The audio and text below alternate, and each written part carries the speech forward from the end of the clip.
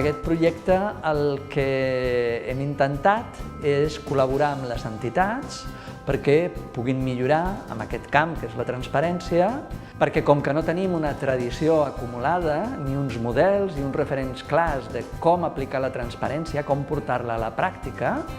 doncs cal que fem, aquest procés d'aprenentatge, que col·laborem, que acompanyem amb les entitats perquè aprenguin què és la transparència primer, què requereix per portar-la a la pràctica,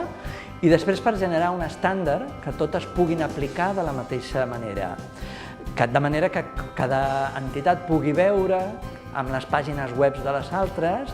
qui ho està fent, qui no ho està fent, des d'un criteri que no sigui subjectiu, que sigui compartit i que d'aquesta manera s'enforteixi el sector amb el seu conjunt. Aquesta és la intenció i per això hem generat una relació d'indicadors i criteris i una plataforma que el que dona és un procediment de millora amb l'aplicació d'aquesta metodologia. Estem en un moment en el qual la transparència considerem que és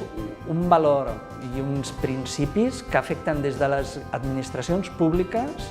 fins a qualsevol mena d'empresa. Les cooperatives tenen una finalitat també relacionades amb el món del treball, doncs és molt important que es vegi realment quina és la gestió que s'està fent tant dels recursos econòmics com dels recursos humans.